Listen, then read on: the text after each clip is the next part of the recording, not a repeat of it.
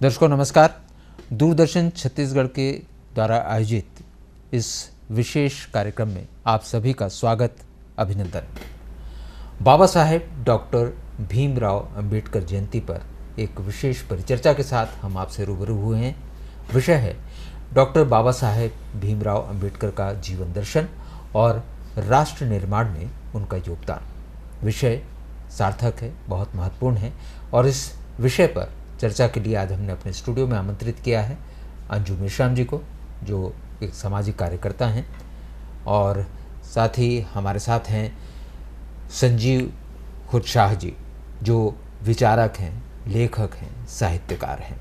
आप दोनों का बहुत बहुत स्वागत, अभिनंदन। और चूँकि विषय हमारा इतना सारगर्भित है, डॉक्टर भीमराव अंबेडकर जी का जीवन दर्शन और राष्ट्र निर्माण में उनके योगदान की हम बात कर रहे हैं, तो समय सीमित है, विचार महत्वपूर्ण है जो दर्शकों तक पहुंचने चाहिए, आपकी उपस्थिति का लाभ लेना चाहिए। तो अंजू जी, मैं आपसे यही शुरू करना चाहूँगा कि जब डॉक्टर बाबा साहेब भीमराव अंबेडकर जी के जीवन दर्शन की बात आती है तो जहन में एक शब्द आता है युग दृष्टा का, और वो काफ़ी सार्थक लगता है क्योंकि जिस तरह से उनकी सोच थी, जिस तरह से उन्होंने राष्ट्र को, लोग सिर्फ संविधान निर्माता के रूप में उन्हें देखते हैं, लेकिन हम जानते हैं कि वो एक युग दृष्टा थे, इसलिए उनका नाम भारत के इतिहास में स्वर्णिम अक्षरों में लिखा हुआ है और हमेशा रहेगा। मैं अंजू जी आपसे शुरू करना चाहूँगा, उनके जीवन दर्शन को आप किस तरह से रेखांकित करेंगे? जी, सर्वप्रथम नमस्कार। और बाबा साहेब डॉक्टर भीमराव अंबेडकर की 133वीं जयंती की सभी दर्शकों को मंगल कामनाएं। बाबा साहब डॉक्टर भीमराव अंबेडकर वे एक विधिवेत्ता थे, अर्थशास्त्री थे, समाजशास्त्री थे और उन शिक्षा शास्त्री के रूप में, इसके साथ साथ भारत के सभी जो हैं लोगों के लिए उन्होंने समानता लाने के लिए कार्य किया। भारतीय संविधान में उसके लिए प्रावधान किए। तो जब हम उनकी बात करते हैं, वो युग दृष्टा थे निश्चित तौर पे, क्योंकि भारत एक बहुत ही विविधता वाला देश है, जहाँ पे हमारे पास प्राकृतिक विविधता है, उसके साथ साथ भाषाई विविधता है, सांस्कृतिक विविधता है, और इस तरह से विभिन्न विविधताओं वाले देश को एक सूत्र में पिरोना, जिसको बाबा साहब ने बहुत ही अच्छी तरीके से किया। और युग दृष्टा की तरह हम उन्हें देखें तो भारत, जब हम बात करते हैं कैसे विकसित हो, कैसे भारत आगे बढ़े, इन सब चीज़ों को उन्होंने एक एक करके किया। और इसकी शुरुआत तो हम शिक्षा से करते हैं। बाबा साहब अपने जीवन में स्वयं शिक्षा को बहुत महत्व दिया, और अभी हम आगे जानेंगे किस तरह शिक्षा के लिए उन्होंने संघर्ष किए, और आगे इस संघर्ष के कारण ही उनके विचारों में जो क्रांति आई, जो परिवर्तन आया, और जिसका जो लाभ लेके उन्होंने भारत के लिए बहुत ही महत्वपूर्ण कार्य संविधान की रचना की, जिसमें सभी के लिए उन्होंने अलग अलग प्रावधान किए। तो ये हम अभी आगे अपनी बातों में देखते चलेंगे। बिल्कुल बिल्कुल देखेंगे और जानेंगे भी आपसे। संजीव जी, मैं आपसे जानना चाहूँगा, उनके जीवन दर्शन को आप किस तरह से व्याख्यातित करेंगे? अगर हम उनके जीवन दर्शन की बात करें तो हम ये देखते हैं कि बाबा साहब ने जिन बातों को अपने साहित्य में उन्होंने लिखा, जो राष्ट्र निर्माण की बात उन्होंने की, और जो वो जिस चीज़ को उन्होंने जिया, वो एक ऐसे भारत का कल्पना कर रहे थे जो कि समृद्ध हो, विकसित हो, टेक्नोलॉजी के मामले में वो आगे हो, वो अर्थशास्त्र के मामले में आगे हो, वो आगे हो संस्कृति के मामले में। तो आज जो विकास कर रहा है भारत जो स्थिति में है, जैसे जो उसकी रफ्तार है, तो मैं ये मानता हूँ कि उसमें संविधान का बहुत बड़ा योगदान है। और संविधान में उन्होंने उस निचोड़ को रखा, और उनके जो प्रपोजल थे, जो प्रारूप समिति के वो अध्यक्ष थे, उन्होंने जो प्रपोजल दिया, तो संविधान सभा के जितने सदस्य हैं उन सदस्यों ने उनका मान रखा और उसको संविधान के रूप में खड़ा किया। और आज आप देख सकते हैं कि हर तबका भारत का, चाहे वो आर्थिक रूप से वंचित हो या फिर सामाजिक रूप से वंचित हो, उसको अपना काम करने का, अपने विचार को व्यक्त करने का, अपनी हिस्सेदारी देने का पूरा अधिकार है। और मैं समझता हूँ यही एक कारण है कि भारत विकसित देशों की सूची में सबसे तेज है और सबसे आगे बढ़ रहा है। बिल्कुल सही कहा आपने संजीव जी। और इस बात से इनकार नहीं किया जा सकता कि बाबा साहेब ने जो स्वाधीनता से पहले भारत का एक सपना देख लिया था, उनको ये अनुमान हो गया था आने वाले समय में जब हम स्वतंत्र भारत होगा वो भारत कैसा होगा, और उसको लेकर के उन्होंने जो संविधान रखा, आज भी उस संविधान के तहत हम तरक्की कर रहे हैं, सारा विश्व हमको देख रहा है। और बाबा साहेब के उस सोच को हम नमन करते हैं, प्रणाम करते हैं कि उन्होंने उस समय ये सारी बातें रखी। अंजू जी ने भी जैसा कहा कि अनेकता में एकता और अखंडता को बनाए रखते हुए और सर्वधर्म समभाव के भाव के साथ उन्होंने चीज़ों को आगे बढ़ाया। कोई भेदभाव नहीं, कोई धर्म का, कोई लिंग का, कोई रंग का कोई भेद नहीं। हर आदमी भारतवासी है और राष्ट्र में उसका बराबर का योगदान होना चाहिए, ये संदेश उन्होंने दिया है। राष्ट्र निर्माण में इसके अलावा आप किस तरह से हम उनके योगदान को देखते हैं? अंजू जी, आपसे शुरू करता हूँ। आपने बिल्कुल सही कहा कि भारत में आज़ादी के पहले और बाद में दोनों ही समय बाबा साहब ने बहुत ही दृढ़ता के साथ अपना पक्ष रखा। यदि हम बात करते हैं बाबा साहब के जो राजनीतिक कैरियर का, या जिस तरह से उन्होंने राजनीति रूप से लोगों के अधिकारों के लिए अपनी बात रखनी प्रारंभ की, तो हम याद करते हैं कि 1941 और 1942 में किस तरह से बॉम्बे प्रेसिडेंसी की जो लेजिस्लेटिव काउंसिल थी उसमें वो सदस्य मनोनीत किए गए थे, और वहाँ वे देश के लोगों के लिए विभिन्न तरह के अधिकारों की बात करते रहे। वे डिफेंस एडवाइजरी कमेटी के सदस्य थे और उसके साथ साथ जो श्रम मंत्री या भी नियुक्त किए गए थे। तो ये दो महत्वपूर्ण जो विभाग थे डिफेंस एडवाइजरी कमेटी में होने के कारण जो भारत की जो सीमा तो थी ही, और बाहरी तौर पे जो हमारे किस तरह के संबंध होने चाहिए देशों से, उसके लिए वो बहुत ही तटस्थ रूप से अपनी विचार व्यक्त करते थे। और जब श्रम मंत्री के रूप में थे तो उसमें तो वो बहुत बड़ी भूमिका निभाए, क्योंकि जब भारत हम देखते हैं तो काफ़ी हमारे देश में, और वैसे भी जब भारत आज़ाद नहीं हुआ था तो किसी भी तरह के अधिकार नहीं थे। और जब वो श्रम मंत्री के तौर पे थे तो उन्होंने जो श्रम विभाग में जो आमूल चूल परिवर्तन किए थे, उन्होंने जिस तरह से कानून बनाए थे, वहाँ लोगों को अधिकार दिलाया था, और उनके लिए समय जो थी, कार्य के घंटे तय करना, रोजगार के जो उनके जो वेतन होता था, और वहाँ पर भी महिला और पुरुष के लिए समान वेतन। और साथ ही साथ जो इसमें एक बड़ी बात मैं ये कहना चाहूँगी, क्योंकि श्रमिक तो महिला और पुरुष दोनों ही थे, तो महिला श्रमिकों को निश्चित ही प्राकृतिक जो है उनकी जो शारीरिक आवश्यकता है, जैसे जिस तरह की उन्होंने जो गर्भवती महिलाएं थी उनके लिए जो है कि पारिश्रमिक जो था उनको उस काल में देना कि जब वो बच्चे का पोषण, मतलब बच्चे का ध्यान दे सकती हैं। उसके साथ साथ जब वो बच्चे थोड़े बड़े होते हैं और वो अपने कार्य क्षेत्र में लेकर आती हैं, तो किस तरह से बच्चों का उनके कार्य क्षेत्र में भी देखभाल होते रहे। जो हम आज बालवाड़ियों का जो कंसेप्ट देखते हैं, या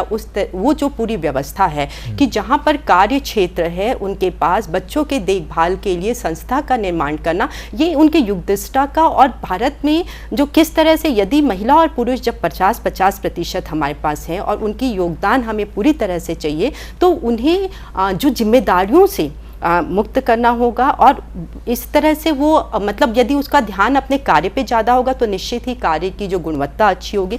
तो बाबा साहब इन दो मंत्रालय में तो आज़ादी के पहले जो ब्रिटिश प्रेसिडेंसी के जो सदस्य थे उस समय कार्य किया, और उसके साथ जब हम देखते हैं कि जब भारत आज़ाद होता है और आज़ाद भारत में वो विधि मंत्री बनते हैं, तब तो हम सभी जान रहे हैं कि किस तरह से प्रत्येक नागरिक के लिए उन्होंने उनके अधिकारों को सुनिश्चित करने के लिए कार्य किया। बिल्कुल सही कहा आपने। संजीव जी, आप किस तरह से उनके राष्ट्र निर्माण में योगदान को देखते हैं? देखिए, उनका एक बहुत महत्वपूर्ण एक कदम था जिसको मैं रेखांकित करना चाहूँगा जी।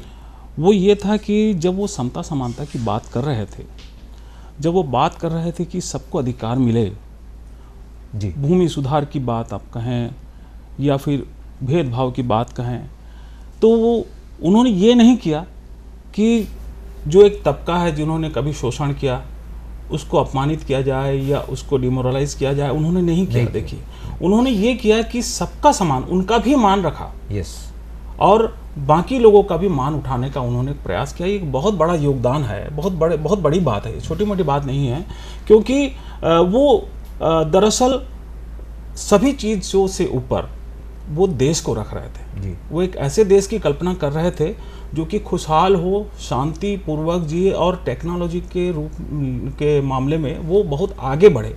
तो उनका जो खास तौर पर अर्थशास्त्र को लेकर के और भेदभाव को लेकर के जो उनका काम है, वो मुझे लगता है कि वो बिल्कुल उनका सिग्नेचर काम है और उसको हमको याद करना चाहिए, और उसके लिए बाबा साहब को मैं समझता हूँ कि सलाम भी करना चाहिए। मैं इसमें कुछ जोड़ना चाहूँगी थोड़ा सा, स्वागत। जैसे संजीव जी ने कहा कि हाँ, भारत के सभी क्षेत्रों के लिए कार्य किया, तो वो भारत हम जानते हैं कृषि प्रधान देश है, और यहाँ श्रम और कृषि दोनों, तो हमारे देश में जो है, जो खेतों की जोत छोटी हुआ करती है, तो उस पर उन्होंने बहुत सारे अपने प्रस्ताव रखे कि किस तरह से कि जो खेती है और जो पशुपालन है, इस तरह को इसको यदि हम उद्योग का दर्जा देते हैं तो भारत की जो आवश्यकता है, जो हमारे खाद्यान्न की आवश्यकता है, इन सब को पूरा करने के लिए उन्होंने अपने काफ़ी महत्वपूर्ण प्रस्ताव यहाँ रखे, जिससे भारत तेजी से विकसित हो सके।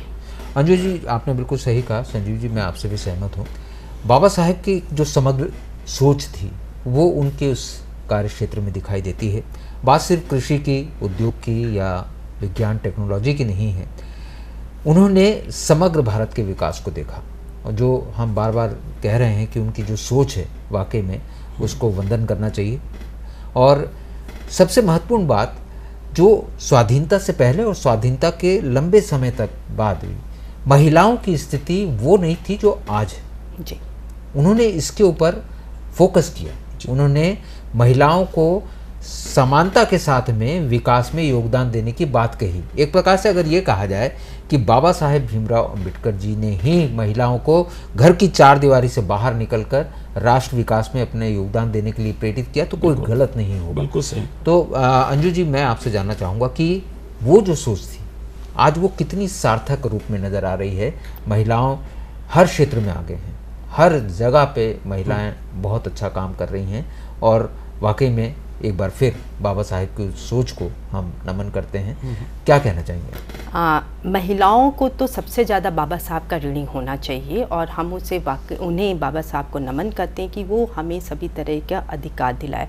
सबसे पहले तो जब हमारे जितने संवैधानिक अधिकार हैं वह स्वतः ही हमें मिल जाते हैं। यहाँ महिला और पुरुष का कोई भेदभाव नहीं होता, किंतु जो पहले महिलाओं को अधिकार नहीं थे, जैसे महिलाएं स्वयं से अपनी मर्जी से विवाह नहीं कर सकती थी, अंतर्जातीय विवाह को उन्होंने सहमति दी और करने मतलब उनको कानूनी हक भी दिलाया कि वो ले सकती। तलाक लेने की जो आज़ादी महिलाओं को बाबा साहब ने कानूनी तौर पे दिलवाई, इसके साथ साथ जो उत्तराधिकारी जो थी वो ले सकती हैं, और दत्तक भी ले सकती हैं महिलाएं। पहले महिलाओं को इनमें से कोई भी अधिकार प्राप्त नहीं था। महिलाएं पढ़ सकती हैं, पढ़ लिख कर महिलाएं समानता के साथ कदम से कदम मिलाकर पुरुष के बराबर अपने आप को स्थापित कर रही हैं। शिक्षा के क्षेत्र में महिलाओं को विशेष कुछ प्रावधान भी किए गए हैं कि महिलाओं को जो है शिक्षा संस्थानों में प्रवेश मिले, उन्हें उच्च शिक्षा तक वो जाएं।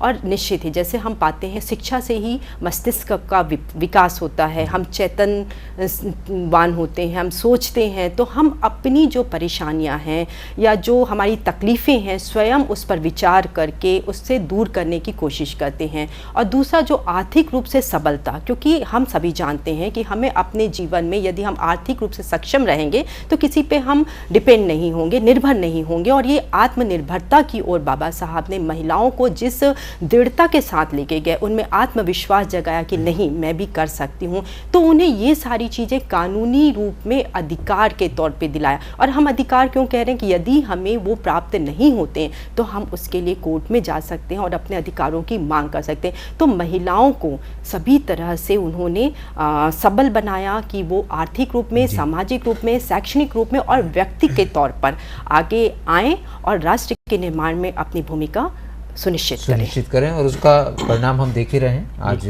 जो भारत विकास कर रहा है, आगे बढ़ रहा है, उसमें महिलाओं का किस तरह से योगदान है। और यदि मैं एक चीज़ इसमें और जोड़ूं कि हमारे जो संविधान में है, संविधान में 6 मौलिक अधिकार हैं और वो मौलिक अधिकार कितने अच्छे से एक के बाद एक की समानता का अधिकार, स्वतंत्रता का अधिकार, तो महिलाओं को ये जो अधिकार हैं कितने एक मिले, समानता का अधिकार, स्वतंत्रता का अधिकार, और यदि कहीं कोई शोषण हो रहा है तो शोषण के विरुद्ध अधिकार है उनके, और किसी भी तरह की धर्म, संस्कृति और जाति के भेद से ऊपर हटके की सभी तरह की स्वतंत्रता का अधिकार है उनका अधिकार संपत्ति में भी है, वो अपने पैतृक संपत्ति पे भी अधिकार करती हैं, और सबसे महत्वपूर्ण है संवैधानिक उपचारों का अधिकार कि यदि कोई उनकी संवैधानिक जो अधिकार है उसका हनन होता है तो उसके उपचार के लिए जा सकती हैं। बिल्कुल सही कहा आपने। संजीव जी, जब हम जीवन दर्शन की बात कर रहे थे बाबा साहब के, तो आपने एक बात कही थी कि उन्होंने सिर्फ बातें कही नहीं बल्कि अपने जीवन में उतारा भी जी।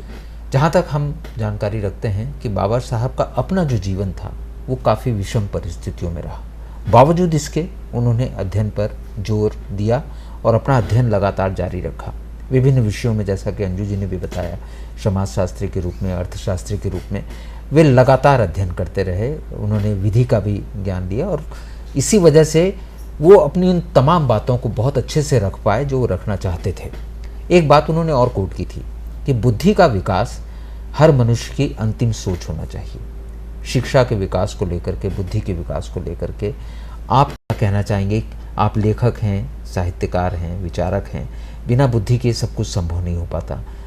कैसे देखते हैं बाबा साहब की इस बड़ी सोच को? बाबा साहब के, जैसा कि आपने कहा कि बाबा साहब के जीवन की बात, तो बाबा साहब के आप जीवन को देखिए कि वो लंदन से पढ़ कर के आए, फिर वो अपनी नौकरी वो करने लगे और वहाँ पर उनको भेदभाव उठाना पड़ा।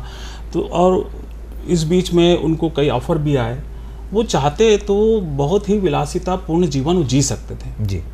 उनके पास धन होता, उनके बाल बच्चे जो कि गरीबी के कारण वो मर गए, कफन के लिए कपड़ा नहीं था। वो चाहते तो वो बहुत पढ़े लिखे थे उस समय, बहुत कम लोग थे इतना पढ़ाई किए हुए लोग। सारी डिग्रियां थी, वकालत, वो बैरिस्टर थे, वो डॉक्टर थे, करीब 32 डिग्रीज थी उनके पास में। तो मेरा कहने का मतलब है कि उन्होंने अपने जीवन को समाज के उत्थान के लिए लगा दिया और उस काम को करने के लिए बहुत सारी उन्होंने तकलीफ़ें झेली। उनका जो जीवन है उसको अगर आप देखें ध्यान से तो वो डिगे नहीं, अपने जो सिद्धांत थे उनको लेकर के डिगे नहीं और वो काम करते गए। और इस बीच में मैं एक और बात बोलना चाह रहा था जो महिलाओं के बारे में जो अंजू जी ने बात किया है, बहुत अच्छी बात की। और एक ख़ास बात मैं आपको बता रहा हूँ कि आप देखिए आज़ादी के पहले के जो ज़मीन के रिकॉर्ड हैं वो महिलाओं के नाम से नहीं मिलेंगे आप, क्योंकि महिलाओं के नाम में भूमि का रिकॉर्ड रखने का कोई अधिकार नहीं था। आज़ादी के बाद ये अधिकार संविधान से महिलाओं को प्राप्त हुआ कि उनके नाम में ज़मीन आने लगी। भाइयों के बराबर जो ज़मीन का अधिकार मिला, पति की संपत्ति में ज़मीन का अधिकार मिला। और एक बहुत बड़ा जो अधिकार महिलाओं को मिला वो ये था कि बहु विवाह से जो मुक्ति मिली, कि एक महिलाओं को डर रहता था कि मैं दूसरी शादी करके ले आऊँगा अगर तुम ठीक से नहीं रहोगे, एक तो प्रेशर रहता था। अब ये जो कानून आया तो उसमें आप वो नहीं कर सकते, उससे महिलाओं का पूरा अधिकार सुरक्षित हो गया और वो एक सम्मान पूर्वक जीवन वो जीने के लिए उनको मौका मिला। मैं समझता हूँ कि ये बहुत बड़ा एक अचीवमेंट रहा हमारे इस देश के विकास में। जो महिलाएं जो योगदान दे रही हैं, जो काम कर रही हैं, इसको बिल्कुल अंडरलाइन किया जाना चाहिए। बिल्कुल करना चाहिए। बिल्कुल सही कहा आपने। और इसमें कोई दो राय ही नहीं है कि ज़मीन आसमान का फ़र्क है। जब स्वाधीन भारत नहीं था उस समय महिलाओं की स्थिति, स्वाधीनता के बाद भी लंबे समय तक महिलाओं को अपने अधिकारों के लिए या अपने आप को साबित करने के लिए बहुत लंबा संघर्ष करना पड़ा। लेकिन बाबा साहब जैसे व्यक्ति जब उनके साथ खड़े हो गए तो वो सार्थक हो गया और उसकी परिणति हम लोग देख रहे हैं। अंजू जी, मैं आपसे ये जानना चाहूँगा कि राष्ट्र विकास में जैसे उन्होंने अपने संवैधानिक उसमें अधिकारों की बात की, आपने अभी कुछ अधिकारों का भी जिक्र किया था, उसके साथ साथ उन्होंने कर्तव्य और उसके भी बात की कि आपके अपने दायित्व क्या है। आमतौर पर लोग अधिकारों से तो समझते हैं, अधिकारों का मतलब कहीं पर भी आप उसको कोट कर, कर्तव्य और दायित्वों की जब बात आती है तो वहाँ पर कहीं ना कहीं आज भी जी, वो बात नहीं आ पाती जो हम चाहते हैं। क्या कहना चाहेंगी? बहुत ही अच्छा प्रश्न आपने कहा सर। देखिए, अधिकार और कर्तव्य दोनों एक साथ ही चलेंगे। जब हम अपने अधिकारों को चाहते हैं तो हमें अपने कर्तव्यों का भी निर्वहन करना ही पड़ेगा। अब यदि अभी हम शिक्षा की बात कर रहे थे, डॉक्टर भीमराव अंबेडकर की, भीमा उनका बचपन का नाम था, उनकी शिक्षा में उनके पिताजी की बहुत अहम भूमिका थी। वो पूरे समय उनके साथ लगे रहते थे कि किस तरह वो उनकी पढ़ाई में कोई विघ्न ना हो, उन्हें किसी भी तरह की कॉपी किताबों की कमी ना हो। उसके लिए वो कई बार वो उधार भी लेते थे, अपनी बेटियों के गहने तक वो गिरवी रखते थे। तो आज भी हमारी ये जिम्मेदारी होती है कि हम अपने बच्चों की शिक्षा को लेके, उनके सर्वांगीण विकास को लेके कार्य करें। हमें केवल एक ये नहीं कि शासन की ही जिम्मेदारी है, हमारे पास शासकीय रूप में बहुत से अधिकार हैं। हमारे पास शिक्षा का अधिकार है, हमारे यहाँ अच्छी शिक्षा व्यवस्था है, सरकारी स्कूल है पूरे हायर सेकेंडरी तक, कॉलेज है हमारे पास। लेकिन यहाँ जो है पालकों की बहुत बड़ी जिम्मेदारी होती है कि अपने बच्चों को किस तरह से वो पढ़ने के लिए और शिक्षा लेने के लिए प्रेरित करें। जिस तरह यदि हम अच्छे शिक्षा लेते हैं तो हमारे विचारों में परिवर्तन आता है। शिक्षा केवल नौकरी के लिए नहीं होती, शिक्षा हमारे जीवन में एक विकास के लिए, हमारी सोच में बदलाव के लिए। और जिस तरह बाबा साहब अपने आप को इतना मतलब ठोस रूप में रख पाते थे, उनके विचार इतने तीव्र थे, तीखे थे। क्यों थे? क्योंकि उन्होंने बहुत सारी किताबें पढ़ी थी। अभी जैसे संजीव जी ने बताया कि जब वो लंदन में थे और जब वो अमेरिका में कोलंबिया विश्वविद्यालय में पढ़ रहे थे, वहाँ की जो लाइब्रेरियाँ थी, जो ग्रंथालय थे, उनका उन्होंने पूरा उपयोग किया और विश्व स्तर पे जितनी किताबें थी, लोगों की जीवनियाँ थी, वो सब पढ़ी। तो हम एक माता पिता होने के नाते अपने बच्चों को प्रेरित करें कि हमें अच्छी किताबें पढ़नी चाहिए और उन्हें ला के भी देना चाहिए। इतना ही नहीं, उन्हें सामाजिकता हमें बतानी होगी, किस तरह से हमारे जो अधिकार हमें प्राप्त होंगे उसके लिए हमारे दायित्व क्या है। हमें अच्छे से पढ़ना है, लोगों के साथ हमारा व्यवहार कैसा होना चाहिए। और आज समसामयिक विषयों को लेके कि अभी हमारे पास जो भी कठिनाइयाँ हो रही हैं, उस कठिनाइयों को आपको अपनी बुद्धिमत्ता से सोचना। ये नहीं कि केवल परेशानियाँ हैं तो हम उस पे बात करते हैं, हम उसको सुलझाने के लिए, उसको सुलझाने के लिए भी अपने कार्य इसीलिए सोचें। बाबा साहब लगातार ये कहते रहे कि बुद्धि का जो विकास है वो हर व्यक्ति के लिए ज़रूरी है। संजीव जी, कर्तव्य दायित्व की जब बात चल रही है तो आप क्या कहना चाहेंगे? देखिए, कर्तव्य की अगर बात कहें हम, तो कर्तव्य को बाबा साहब ने संविधान में एक क्लॉज है कर्तव्य के ऊपर, उसमें उन्होंने बता दिया है कि हमारे क्या कर्तव्य होंगे, देश हित में हमको क्या काम करने होंगे। एक बहुत महत्वपूर्ण कर्तव्य की मैं यहाँ पर बात करूँगा।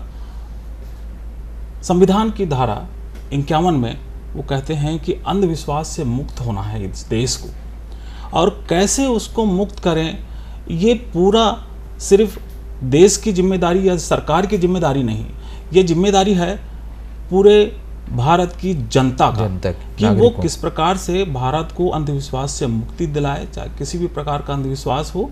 और जब तक भारत का जो ये देश है वो अंधविश्वास से मुक्त नहीं होगा, तब तक भारत वास्तव में जो प्रगति होना चाहिए वो प्रगति नहीं कर पाएगा।